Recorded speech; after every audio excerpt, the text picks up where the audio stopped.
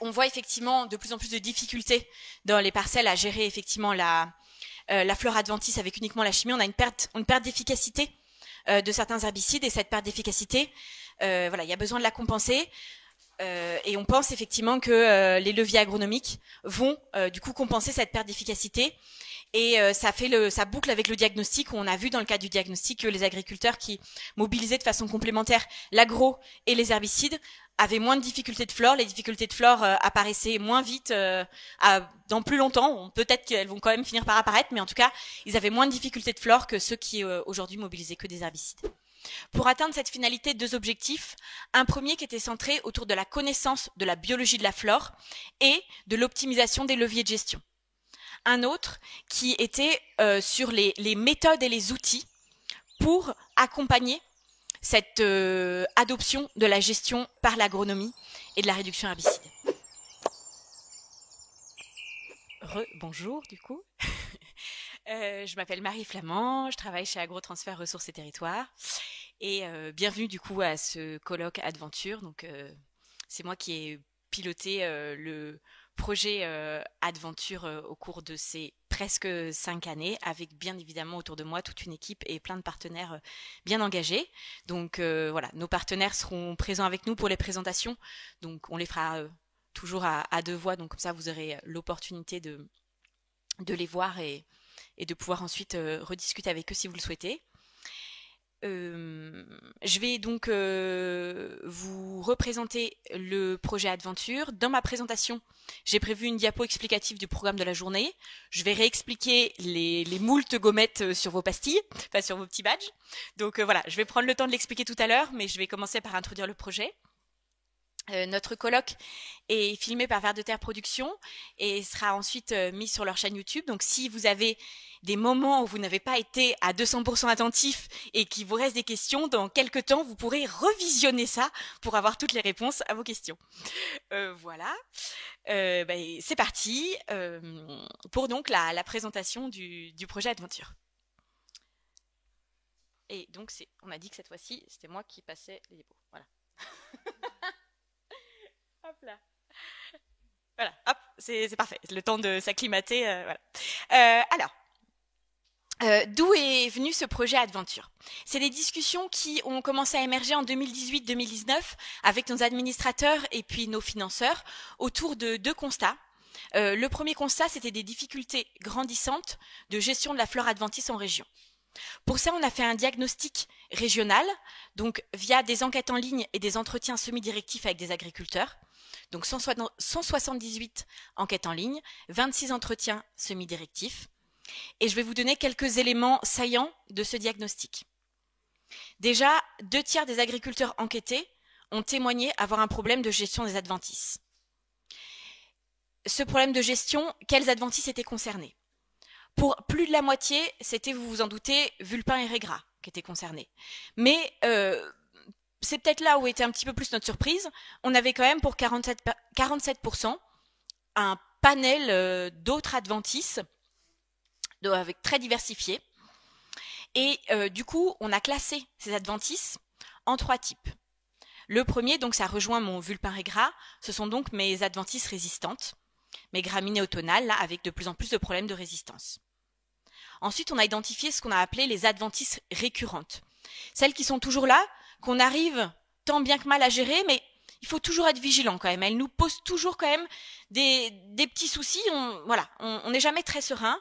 On peut penser au kénopode, par exemple, à la mercuriale, au chardon. Et puis les adventices émergentes, qu'on voyait un petit peu moins dans notre région et qui maintenant, effectivement, sont de plus en plus présentes. Et pour certaines, en plus, sont très problématiques et nous questionnent beaucoup. On pense en particulier au Datura stramoine qui effectivement qu'on voit apparaître de plus en plus et en lien avec sa toxicité qui peut être effectivement extrêmement problématique. Les agriculteurs enquêtés, on leur a demandé par rapport à leurs pratiques agricoles. Merci. On leur a demandé quelles pratiques agricoles ils mobilisaient pour gérer la flore. Est-ce que c'était plutôt des pratiques herbicides ou plutôt des pratiques agronomiques? Ils nous ont dit avant, on mobilisait plus fortement la chimie. Aujourd'hui, on mobilise à part égale l'agronomie et les herbicides. Et on pense que, dans le futur, on sera amené à mobiliser plus amplement l'agronomie par rapport aux herbicides. Je ne dis pas que notre échantillon n'a pas un petit biais, bien évidemment. Les personnes qui ont répondu avaient bien sûr une sensibilité à la problématique adventice, avaient sans doute été déjà amenées à introduire quelques leviers agronomiques, mais enfin je trouve quand même que ce résultat est intéressant. Et autre résultat, les personnes qui s'en sortaient le mieux, donc en 2019 au moment de notre enquête, qui avaient moins de problèmes adventices, c'est des personnes qui mobilisaient déjà les leviers agronomiques. Quand on a recensé du coup les leviers qu'ils faisaient, c'est des personnes qui mettaient déjà plus de leviers agronomiques dans leur système que ceux qui témoignaient avoir des problèmes. Dernière petite diapositive pour vous présenter des éléments du diagnostic au niveau des coûts, des niveaux de salissement et des coûts de désherbage chimique. Donc là, vous avez à gauche la moyenne des agriculteurs qui ont déclaré avoir un problème de gestion de la flore, et à droite des agriculteurs. Oui, c'est bon, j'ai passé. T'as passé. Pardon, on va y arriver, on va y arriver. Non mais je vais. Merci Justine. Et à droite, les agriculteurs qui déclarent ne pas avoir de problème de gestion de la flore. Donc déjà, la note de salissement. Comment on l'a établie, cette note de salissement? En fait, c'est une note qui varie sur une échelle de 0 à 5, avec effectivement des petits cadras qui visualisent l'infestation d'une parcelle, et les agriculteurs choisissent de se positionner sur un cadre. Ils choisissent avant désherbage et après désherbage. Et ce que vous pouvez noter, c'est que du coup la note de salissement pour les agriculteurs avec problème, elle diminue, mais moins fortement que pour les agriculteurs sans problème de gestion de la flore. Et ensuite, bien évidemment, les coûts de désherbage chimique. Vous voyez que les coûts de désherbage chimique sont plus importants pour les agriculteurs qui ont un souci de flore que pour ceux qui n'en ont pas. J'en ai terminé pour ces petits éléments diagnostiques. Maintenant, je vais revenir effectivement à l'autre constat, puisque je vous disais, on a établi deux constats au début. Un constat de plus de difficultés de gestion de la flore, et donc il me manquait un constat. Mon deuxième constat, c'est donc un constat, cette fois-ci je vais y aller. Oui, oui, ah, extraordinaire, voilà. Donc du coup, on est passé trop vite. Oh, voilà. Un constat d'enjeu de la qualité de l'eau. Donc là, je vous ai remis deux graphiques. Un qui représente le bassin Artois-Picardie et à gauche et à droite, c'est le bassin Seine-Normandie. Pour montrer, c'est par rapport aux résidus pesticides qu'on va retrouver dans les eaux. Donc vous voyez les points rouges et vert foncé qui sont donc des captages qui sont un petit peu en difficulté au niveau des pesticides. Et puis sur le graphique Seine-Normandie, on voit effectivement les paramètres déclassant les masses d'eau. Donc en fait, il faut sommer, on a nitrates et pesticides, pesticides et autres. Donc voilà, et quand on somme tout ça, effectivement, on arrive à 61%. Voilà pour notre deuxième enjeu. Je passe la diapo comme une grande. Presque, voilà. Tout ça, ça nous a amené au projet Adventure. Donc le projet Adventure, il a démarré en 2020, il va se terminer à la fin de l'année, donc en décembre 2024. Et ce projet, il a été, comme classiquement les projets d'agrotransfert, évidemment, conduit avec des partenaires en région. Donc, partenaires que vous avez vus sur la diapo d'introduction, que je vais essayer de reciter maintenant en espérant oublier personne. Donc nous avons du coup la Chambre d'agriculture de la Somme, la Chambre d'agriculture de l'Oise, Cérésia, le groupe Carré, la PEF, la Fredon Hauts-de-France, Junia Issa, INRAE, et si vous criez, si je vous ai oublié, c'est bon. J'ai cité tous les partenaires du projet, bien. Et donc avec un financement des agences de l'eau, Artois-Picardie et Seine-Normandie, et puis complété par la région Hauts-de-France. La finalité de ce projet, c'est d'aider les agriculteurs à résoudre durablement leurs difficultés de gestion des adventices et à réduire fortement l'usage des herbicides grâce à l'agronomie à l'échelle du système de culture. Pour atteindre cette finalité, deux objectifs. Un premier qui était centré autour de la connaissance de la biologie de la flore et de l'optimisation des leviers de gestion. Un autre qui était sur les méthodes et les outils pour accompagner cette adoption de la gestion par l'agronomie et de la réduction herbicide. Je vais rentrer dans les deux objectifs pour vous détailler, pour synthétiser ce qu'on a fait et les sorties qu'on a obtenues. Le premier objectif, connaître la biologie et optimiser les leviers. Donc les deux actions phares qu'on a conduites, ça a été l'étude des paramètres de germination d'adventices qu'on a jugés d'intérêt. Ces adventices, elles ont été choisies parce que on les jugeait problématiques en région et on n'avait pas les paramètres de germination pour celles-là. Vous aurez une diapo par du coup mes collègues tout à l'heure qui vous redétailleront ce que c'est que les paramètres de germination. Je rentre pas dans le détail. Et puis l'identification et l'expérimentation au champ des leviers agronomiques. Tout ça pour produire quoi? Pour produire des connaissances renouvelées sur la biologie des adventices. Et puis les clés de réussite et d'optimisation des leviers de gestion. On a pour ambition de mettre tout ça dans un centre de ressources en ligne qui pour l'instant n'est pas finalisé, mais du coup on a une version pré-prod qu'on va vous montrer là pour que vous vous rendiez compte un petit peu de ce que ça va donner.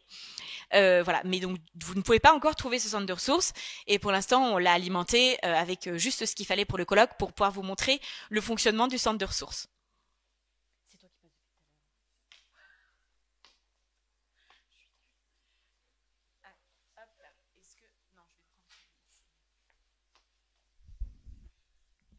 Voilà. Hop. Donc ici Justine que vous voyez pas trop parce qu'elle est cachée, mais elle est là. Et, du coup, elle est sur le centre de ressources. Donc je m'informe. On peut accéder à la biologie du coup des adventices. Ça met un tout petit peu de temps à charger avec le Wi-Fi invité, mais ça va venir. On y croit. Hier aussi, à un moment, on s'est dit qu'on n'y arriverait pas, et puis en fait, on a réussi. Il fallait juste être un petit peu patient. Voilà. Donc là, vous avez la liste des adventices pour lesquels il y aura des fiches et avec quelques éléments généraux sur la biologie des adventices en dessous. Et si on revient au niveau de chaque fiche adventice, là, on va par exemple cliquer sur le vulpin des champs. On va avoir les éléments de biologie du vulpin des champs qui vont être du coup mis ici. Hop là. Et puis avec donc des éléments de biologie et surtout ce qui nous intéresse donc c'est au sein de cette fiche biologie les leviers de gestion qui sont donc pertinents pour l'adventice, voilà que vous voyez ici, qu'on va voir en particulier au champ cet après-midi, et du coup les liens directement vers les leviers qui vont bien pour gérer cet adventice. Donc tout de suite sur la fiche biologie, vous avez les liens pour aller vers les leviers qui fonctionnent avec cet adventice-là. Et là, vous voyez, par exemple, hop, on est arrivé sur la fiche levier du labour, hop là, avec les éléments sur le labour, qui est une fiche d'ailleurs que vous avez dans votre plaquette. Et là, oui, l'ensemble des adventices pour lesquels c'est plus ou moins pertinent qui sont synthétisés ici. Et on remonte en haut avec donc à nouveau, comme sur la fiche biologie, là, sur la fiche levée, le lien vers les adventices qui vont bien.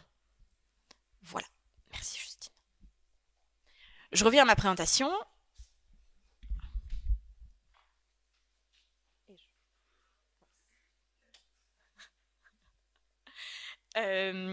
Donc, mon deuxième objectif sur les méthodes et les outils pour accompagner. Deux grandes actions qui ont été mises en place. Le test d'un accompagnement pluriannuel chez des agriculteurs confrontés à des problématiques adventices émergentes ou installées. Et puis, la mise au point d'un diagnostic simplifié du stock semencier d'une parcelle. Sur ce diagnostic simplifié du stock semencier d'une parcelle, vous allez avoir une présentation dans la matinée. Tout ça pour obtenir donc une démarche d'accompagnement comprenant un diagnostic de la pression adventice et des causes de salissement, des arbres des leviers qui vont donc récapituler l'ensemble des leviers de gestion qui peuvent être mobilisés, et puis donc notre outil que je vais maintenant nommer par son petit nom parce que sinon on va pas y arriver, donc qu'on a nommé Odessa, donc notre outil d'estimation du stock semencier adventice. Voilà, un petit visuel du coup du diagnostic avec effectivement l'Excel de saisie, en sachant que cet Excel de saisie, il y a donc des outils qu'il faut renseigner pour pouvoir ensuite compléter cet Excel de saisie, et puis les fiches arbres des leviers qui seront disponibles sur le centre de ressources quand le centre de ressources sera finalisé. Et un petit visuel donc de l'outil Odessa. Pour l'instant, l'outil Odessa, on est sur une version qui n'est pas encore carrossée. Donc l'objectif c'est, si vous souhaitez mobiliser Odessa, nous envoyer les données. On vous envoie un grille à remplir, vous nous envoyez les données, on vous renvoie les réponses. Et à terme, du coup, on ambitionne de l'intégrer à Odera, de l'avoir aussi de façon indépendante, voire d'avoir une API qui permet de communiquer avec d'autres outils. Là, c'est un petit peu notre rêve, mais on verra si techniquement c'est faisable. Voilà pour ça. À la fin de la journée, on espère que vous repartirez en vous disant que il y a un enjeu crucial de gérer le potentiel d'infestation, que les leviers agronomiques, aujourd'hui, ils sont incontournables. La chimie, elle ne suffit plus. L'objectif visé par rapport aux leviers agro, c'est de les combiner et de les optimiser. Et c'est comme ça qu'on arrivera à gérer efficacement les adventices. Il n'y a malheureusement pas de solution clé en main. Il va falloir s'adapter à chaque situation de parcelle, chaque cadre de contrainte de l'agriculteur. Techniciens et conseillers qui êtes présents aujourd'hui, vous avez un rôle à jouer pour maîtriser les adventices en ayant moins de dépendance par rapport aux herbicides. Et il y a aussi pas mal d'étudiants. Du coup, dans 1 ou 2 ans, c'est aussi à vous de jouer. Soyez attentifs. Et puis voilà, n'hésitez pas à revenir vers AgroTransfert ou les partenaires du projet si vous avez des questions, si vous souhaitez retravailler les choses de façon plus approfondie par la suite. Voilà, c'était tout pour moi pour la présentation du projet. Si vous avez je vous donne la main quelques minutes si vous avez des questions sur le projet ou sur le déroulement de la journée. Oui, c'est bon. Je ne sais pas si c'est le moment de poser la question, mais pourquoi, dans le contexte actuel, la chimie ne suffit plus? Oui, effectivement, je pense que... Mais je sais pas si... Non, mais c'est bien, c'est bien.